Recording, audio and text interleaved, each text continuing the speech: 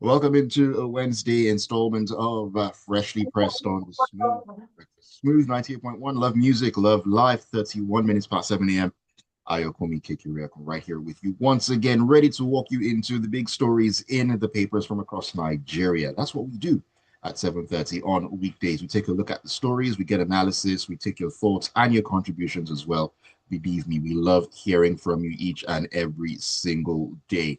And you can do that as always by joining us on WhatsApp. The number is 0911 999 0981 0911 999 0981. You can also join the YouTube live stream. You can find us at Smooth 981 FM Lagos, Smooth 981 FM Lagos. You can leave your comments in the chat section there. I'll take them alongside the WhatsApp messages. Believe me when I say that. All right, joining me as they always do, two fine gentlemen on a Wednesday morning, ready to pack the punches and give us some clarity on the stories we're talking about in the persons of Devoe, Okorie, and of course, Lakunle Yusuf. Very good morning to you, Lakunle. Great to have you on the show. Good morning, Devoe. Good morning, Ayokunmi. Should I say welcome back? I mean, like we missed you small, but Oluwaseun sat in very well that we did not miss you. Good morning, the whole world, for listening to us, and thank you for always joining us every 7:30 Mondays to Fridays on this show. Yes, indeed. Devoe, good morning to you.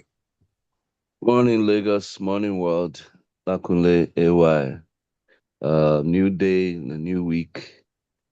Cool. Presidential Tales by Moonlight. Okay, I wasn't expecting that one. Takes me back to my childhood, Tales by Moonlight, Sunday, 7 p.m. if I'm correct. I can't remember clearly. I think, yeah, Sunday, 7 p.m. Good times, good times. We had no worries at that point. Anyways, let's dive into... 5:30 to 6:30, I think. Was it 5:30 to 6? I think it was 7 in my time. PM. Are you sure? Okay, maybe your time. Hey, my time. We're different generations. Hey, yes, absolutely. Let's leave it at that. All right, let's bring it back to the present here and step into the punch in newspaper. Devoe, this one is for you. Now, the Nigeria Employers Consultative Association has urged state governments to raise civil servants' pay above the current 70,000 naira minimum, stating that rising federal revenues remove the excuse for inaction amid a worsening cost of living. This was stated on Tuesday on the Channels TV program. The group's director general Adewale Smart Onyeride argued that higher inflows to the federation account means that states can no longer justify retaining the 70,000 naira minimum wage, while citizens struggle with rising food and transport costs, among other things. I mean, looking at this, I think about 20 states or thereabouts have begun paying at least 70,000, some way more. I know Imo has bumped to 104,000. But is this, Devoe, is this something that actually makes sense here? There's more revenues, hence you can pay more, ideally. Well, basically, people need to understand what is at stake here. NECA is actually speaking on behalf of civil servants in this regard. And you've heard each time state governors give excuses for non-performance, the federal government pushes back that we've pushed more money to your accounts. Now, it's true, with the removal of subsidy, obviously, having bought fuel at 450 and now paying between 800 to 1,000, of course, there's more money that will go to the state governors. So the question is, and with that removal, and also the harmonization of FX, which took FX from about 600, 800 to about 1,500, where it's balanced for some months now. Right. Cost of goods and services has increased across the nation. We found like it's almost like a ×3, a triple. Almost every cost is triple of what it was a year or two ago. Okay, so that's why minimum wage was increased from 30,000 to about 75,000 thereabouts. But you see, clearly, if you remember the deal that the NLC had with and the TUC had with the government, then was they were requesting for 250,000, if you remember. Yes. And the president told them, if you if you want 250, I'm going to remove all the subsidy. But let's manage it a bit and let's leave it at 70. And they agreed, which some of us felt was a bit premature. But the federal government then went ahead behind their backs and removed subsidy completely, which was what led us to this situation. So I'm saying this because that is the negotiation gap here. They actually now should be getting 250 minimum wage given the current state of full subsidy removal and FX harmonization to enable at least, remember, minimum wage is not complete salary for everybody. Minimum wage is the salary for entry level civil servants. Okay. Right. Yeah. So when you add the consequential adjustments across board, you now get where every other person up to level, I think is it 12 or 10 will be. Now, the problem is a lot of state governments, first of all, struggle to even meet up with the 70,000. Not all of them are paying, I must say that. Some states, yes, have taken for granted, like Lagos and Rivers. I don't know what they're paying in Delta. Should be able to pay far more than that. I know Lagos started with 95,000. Some of the small states like Ebonyi and Abia states, sorry, is it Abia? Some of the Imo small states State. have started paying. I think no, I think. Imo State started paying 104,000, while Yeah. Ebonyi About decided to pay about 90,000. 90,000. But Yes. yeah, but the point is, if many of these states they don't have such a huge workforce, um, places like Bayelsa that has less than 5 million people in the states, and they're like the number three in terms of revenue earnings. Niger Delta, 13%. They should literally be able to pay their staff 300,000. But the point is, um, labor needs to step up on this argument because you can't just leave civil servants to suffer at the end of the day. To the question of states that have over bloated employee employee enrollment. And what I mean by that is you have far more than you can cope with. Okay, you're using government as a means of just creating settlements for the boys and cronies. So when you have such a huge wage bill, you should be wondering what is actually going on. And the last thing I'll say is, Wike in his last media chat did tell the media that were in front of him that the FCT wage bill was at 10.5 billion every month. AY, I'm sure I will take you to Abuja next time I'm going, I so don't that you mind. will see that Abuja is not larger than VI and Aja combined. Who is working there that they pay up to 10 billion every month? What are they doing? Eh? What are they doing? How many people are they attending to? And it's just the FCT paying 10.5 billion. So I'm saying this because there's so many states who also have this problem of bloated wage bills, and you really wonder who are the ghosts behind all these payments that are being made. If at the Right. end of the day they can verify and ensure that real people are the ones earning the salaries and real people who are working, maybe at the end of the day that wage bill will come down and states will be able to pay much more to their staff. I, can That's, I um can I quickly yeah, Lakunle, quickly. okay, so here we go again. While I appreciate the idea that okay, inflation and all that give them more money, but from time immemorial, it has shown that throwing money at the problem does not solve the problem. Why are we where we are? It is not because the state governors don't have enough money. It is not because the federal government removed subsidy. It is because the fundamentals of the things that will make life easy for us are missing. We're not producing anything. We're not even feeding ourselves. We're not producing enough. Maybe we produce enough, but the enough we produce is not getting to the market in time and in good quantity. We have security challenges that farmers cannot farm. We have electricity problem that we have not been able to solve.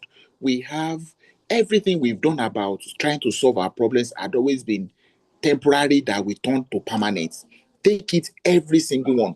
We have more cars. We produce. We need more fuel. Let's be buying from abroad till we build a refinery. It became permanent. We didn't have enough teachers. Let's employ teachers from some places. It became permanent. You can begin to look at all the problems Nigeria has had. you find the solution, you find the answer in this thing. So I'd rather look at your state, for example, just 2-3 days ago, we just said that the government and awarded a 300 million or 300 billion, or is it 3 billion naira to the State House of Assembly? For what? This money could have gone to something else. The other day, it was that we were spending 64 billion to build government house or to renovate government house. For what? And it's not just for your state. You go across every state in Nigeria, there is something like that you hear what they are spending these monies on that could have been invested in That is why things they that have look to like pay them easy. more now. You're making the point now. So if not necessarily pay the money to hands of people. If we are able to feed ourselves and cost of food is not as high as it is today, why do I need a big fat bank account? Those are long-term solutions. And so that's what I'm saying, that I'm looking in at the meantime, you have to cushion the effect of the inflation, of the high cost of living. We're going to have to bite the bullet at some point to say, just like the president came and said, fuel subsidy is gone. We're going to have to bite the bullet at some point and say, look, I'm not giving you more money. This money, I'll use it to do this so that you won't need fat bank accounts to do things. I'm not sure. Because every time you pay the money, there is more than one way to skin a cat at the end of the day, gentlemen. Exactly. Because there's more than one way to skin a cat. Civil servants will not agree with you. We'll come and picket your company, Lakunle. That is something that I'll be interested to see how it happens. But anyways, Lakunle, let me bring this to your own table. We're still sticking in the punch here.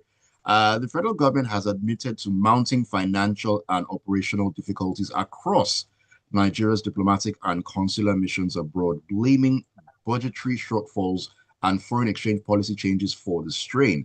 The Ministry of Foreign Affairs made the admission on Monday in a statement by its spokesperson, Kimi. Now, the ministry acknowledged that the challenges had disrupted the smooth functioning of several missions, leading to delays in the payment of salaries for locally recruited staff, allowances for home-based officers, and rent owed to landlords and service providers as well. This age-old problem in our embassies, foreign missions, and so on and so forth. Of course, we know we still don't have fully functioning diplomatic missions, ambassadors, and so on and so forth. Luckily, I mean, what is the way out of this issue on one hand, and on the other hand, what is the long-term effect of not having these missions running optimally across the world, different places? So if so let's start. Information maybe not related but not unrelated to this story. Today we don't have ambassadors in any of our foreign missions. Right. Let that one sink in. Right now, let me ask another random question. For example, the embassy of the United States of America.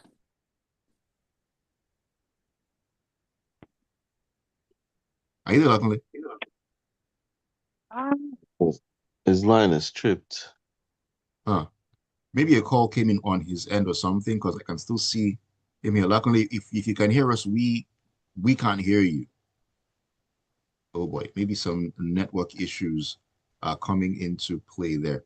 Okay, let me see. We'll come all over the okay, place, and we're using this as an excuse. Luckily, you tripped off for a little bit. We couldn't hear you for like about 10-15 seconds. Nigerians abroad complain about the sharp practices, the underhand practices that they experience when they visit the embassies. There's no way it's not going to happen, because you've not paid salaries of these people. What do you then expect them to do?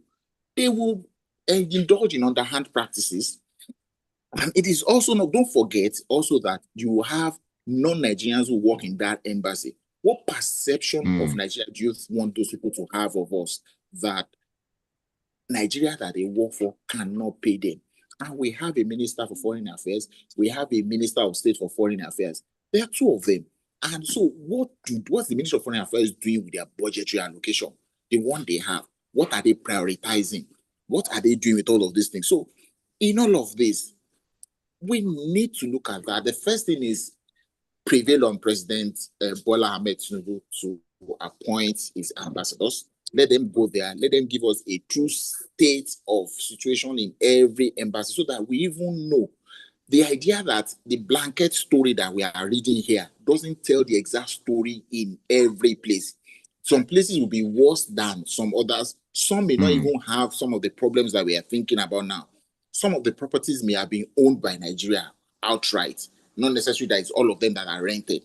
So I mean, we need to we need to be deliberate about these things, like I always say about these things, so that people who visit our embassies, who want to come here to do business, if they get to our embassy and they see how good or bad it is, it will also influence their choices of wanting to come to Nigeria to come and do business. We need to fix up. We need to fix up. But luckily, I mean, as I alluded to, what is the long-term effect of not being able to solve these problems? Like you said at the beginning, no ambassadors across missions and all that. What will the long-term effect on the country if these issues continue to prevail long-term?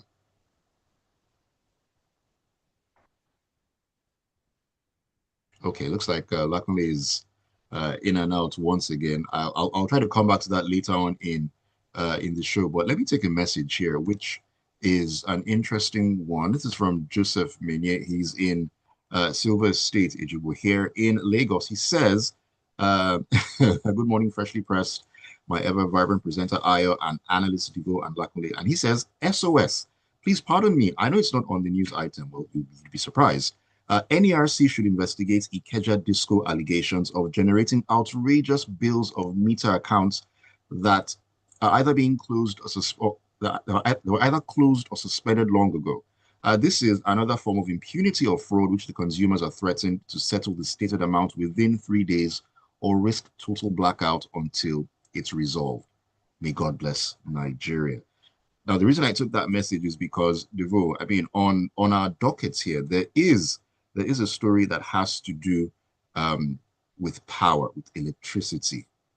Yeah, in the but can NERC we as take the well. presidential one? I can add a line on that. That's Okay, yeah, number sure. 3. Number 3. All right, no problems. Let's take that. We'll come back to that one. This is from the Vanguard here. Now, President Bola Tinubu on Tuesday bragged that his administration has met its revenue targets for the year, primarily from the non-oil sector. And the president also stated that the country is stabilized and the government no longer borrows money from domestic banks, adding that what the administration needs is to create jobs for the people. Now, when the president said there's no more domestic borrowing, what exactly did he mean by that? And what does that mean for Nigeria's borrowing, debt profile, and so on and so forth? Give us some understanding of this. Well, I mean, the president was bragging. Let's put it that way. He said he now has the rights because we have met revenue targets as early as August for 2025. And that's when he now said we're not borrowing domestically anymore, and that we've met the targets as regards non-oil sectors, because he said not, because we all know that as regards oil receipts, we're not doing so well, even though there's been marginal improvements. However, you see, he was talking to the Buhari organization, that's the former members of the defunct CPC that all came together, CPC, AMPP, ABGA, and AC to form the APC. And, they were the ones majorly running government when Buhari was in power, which is when it became Emin Lokan. Many have said that they took a back seat. However, he was speaking to them, telling them that, yes, they're still together. Them visiting him reminds him of when they started their collaboration with the then President Buhari. And he said he commended those who were still patient to wait, despite the fact that he had not appointed them. Okay. And that he had ambassadorial positions. Now, at some point, I'm wondering who is going to give President Tinubu the coffee so that he can wake up from whatever, what's the word here?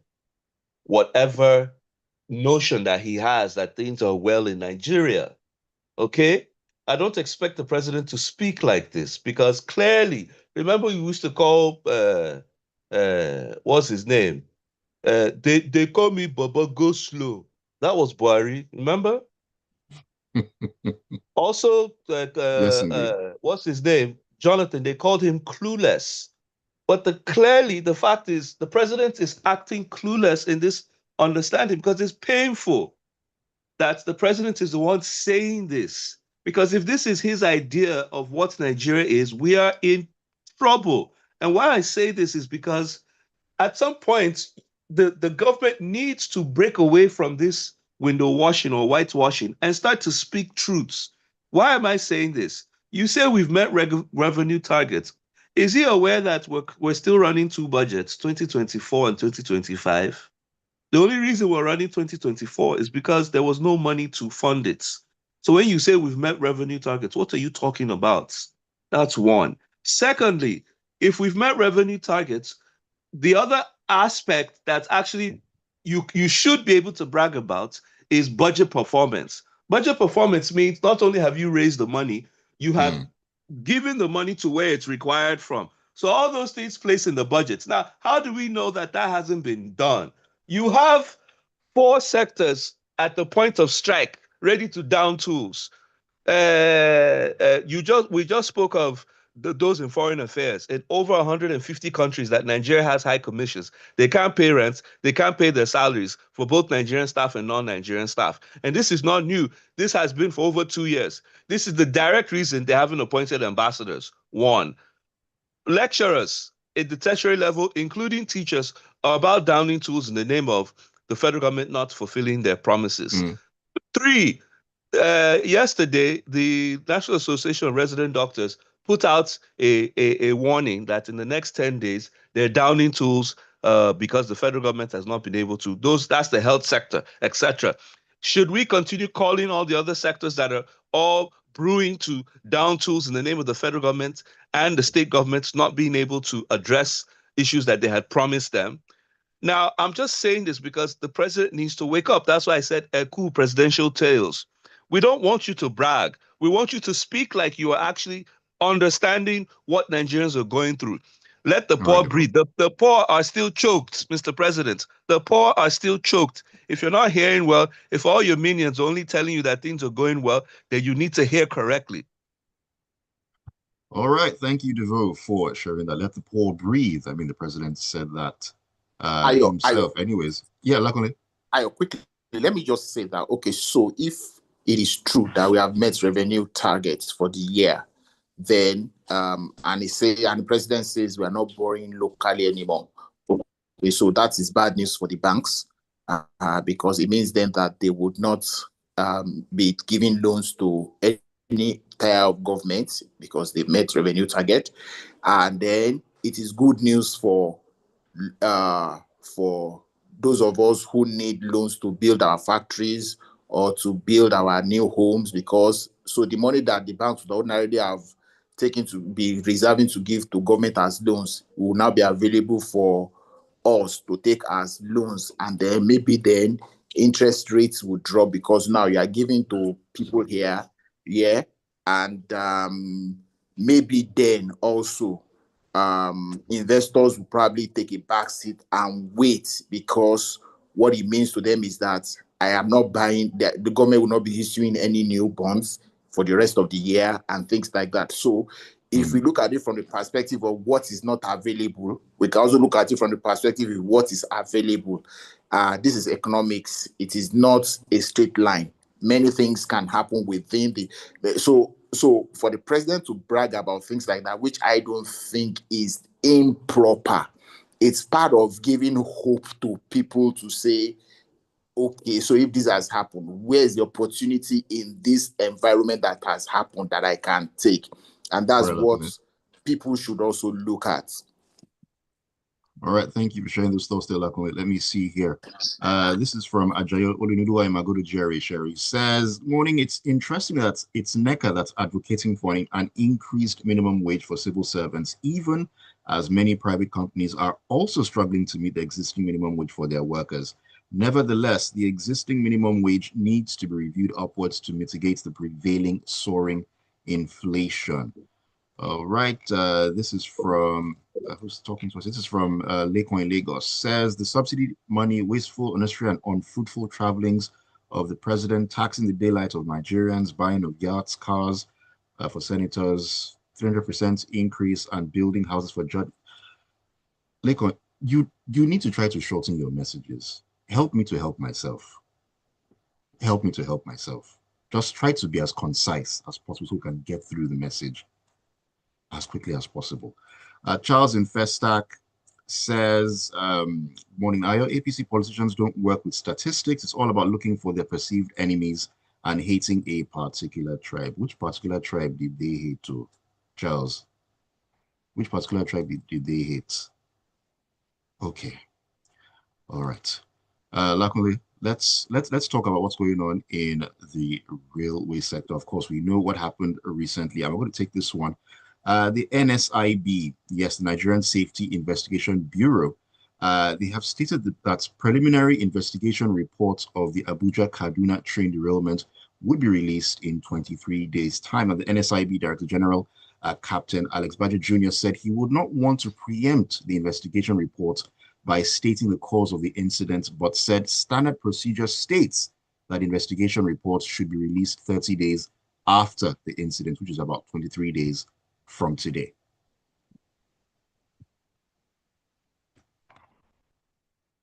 Lakunle, you're muted.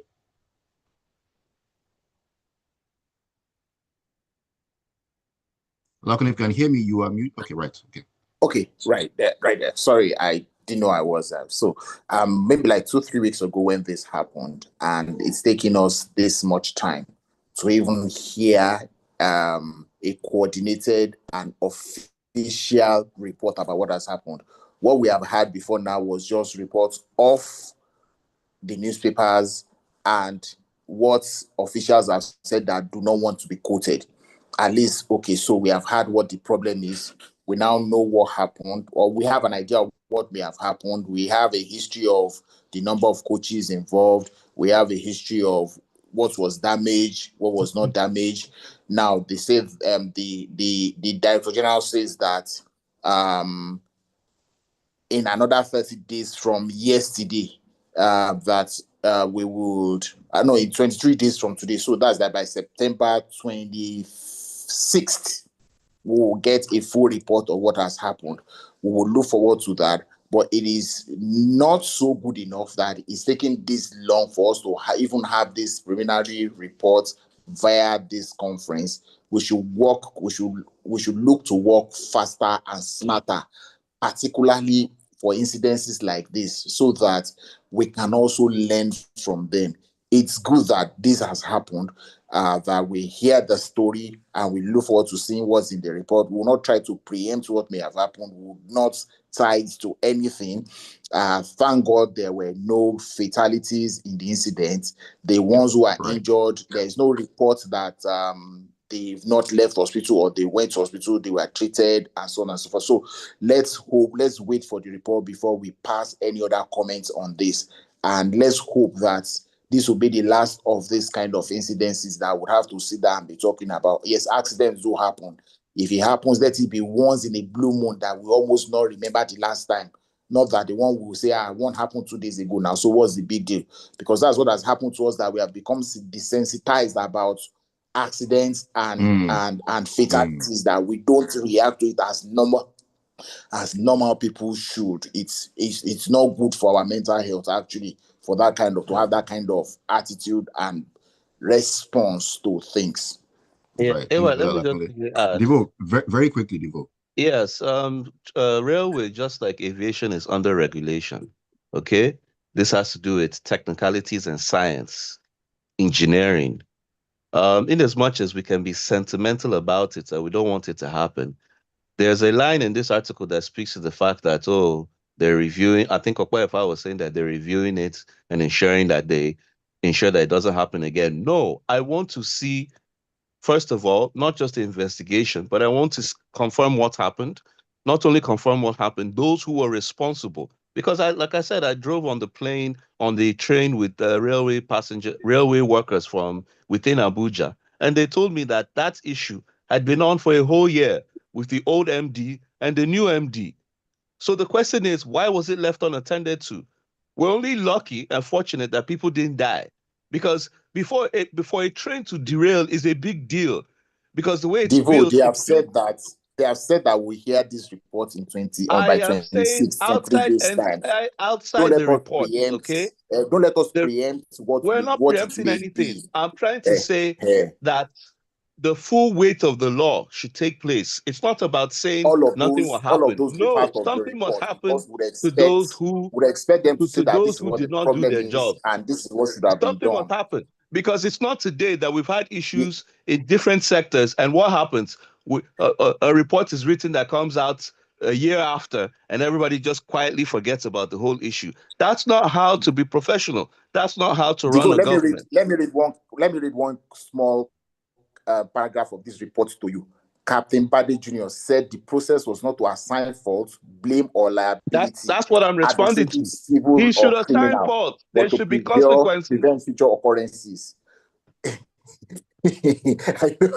We can, So gentlemen, let's we can disagree to just this, read but it at but that. I agree. But sorry, I understand Devoe's points that incidents like this, I mean, after the investigation, if it comes out that there there was liability, there it could have been prevented, those who should have done their work to not make this happen, allow this to happen, didn't do their work, then the appropriate consequences should happen. But the point is, if the people found liable, then there should be consequences to action, which we don't see Absolutely. enough of in Nigeria. And that is part of why we are where we are right now. Absolutely. Yeah, correct.